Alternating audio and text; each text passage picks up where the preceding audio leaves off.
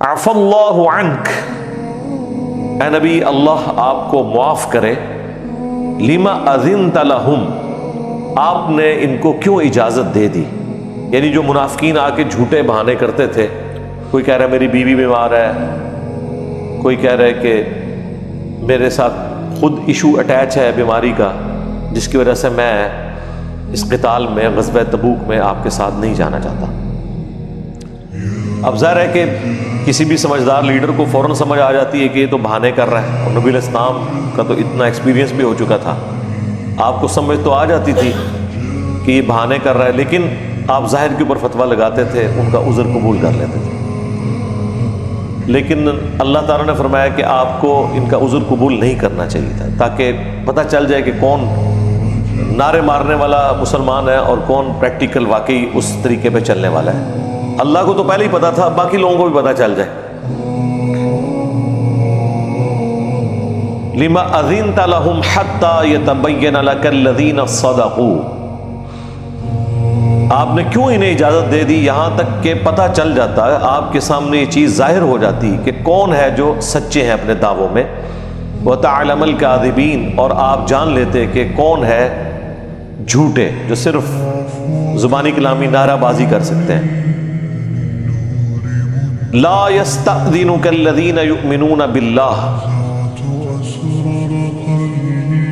جو لوگ واقعی اللہ پر ایمان لانے والے ہیں وہ تو کبھی اجازت نہیں مانگیں گے، والیوم الآخر، اور جو آخرت پر ایمان رکھتے ہیں، ان یجاہدوا باموالہم وانفسہم، کہ وہ جہاد نہ کریں اپنی جان کے ذریعے اور مال کے ذریعے اللہ کی راہ میں، واللہ علیم بالمتقین، اور اللہ تعالی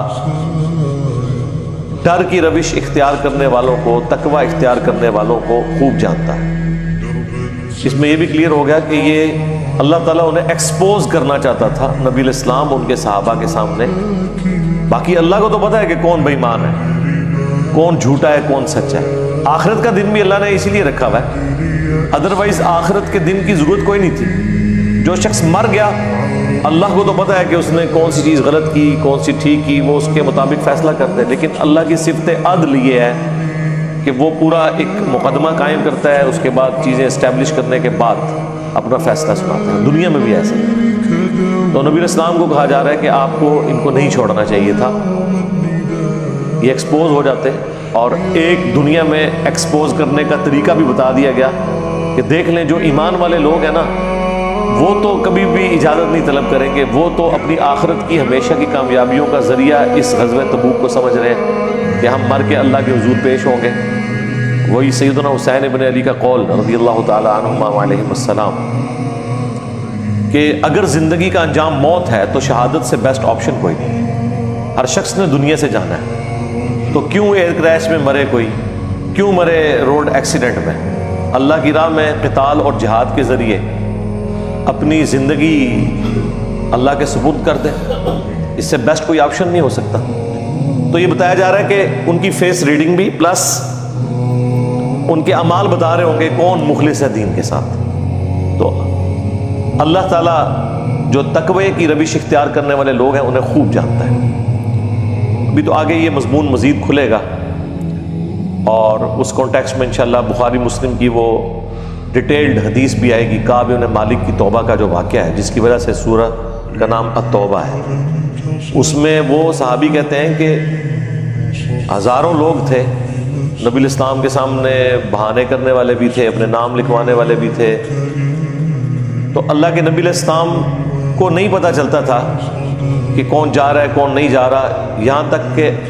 وحی کے ذریعے نہ بتا دیا۔ اگر بندے ہی 40-50 ہوں پھر تو بندہ پوچھ لیتا ہے کہ ہاں جی فلاں بندہ نظر نہیں آ رہا، فلاں کدھر ہے، فلاں کدھر ہے۔ جہاں 30,000 کا لشکر ہے ساتھ جانے والا اور باقی لوگ بھی موجود ہیں، ان میں یعنی یہ چیز معلوم نہیں پڑتی تھی تا وقت کہ اللہ نہ بتا دے۔ اور یہاں پر بھی اللہ تعالیٰ فرما رہا ہے کہ اللہ کو تو علم ہے، لیکن آپ کے سامنے وہ لوگ اس وقت آئیں گے جب وہ ایکسپوز ہو جائیں گے۔ علم غیب کا عقیدہ بھی یہاں پہ کلیئر ہو رہا ہے،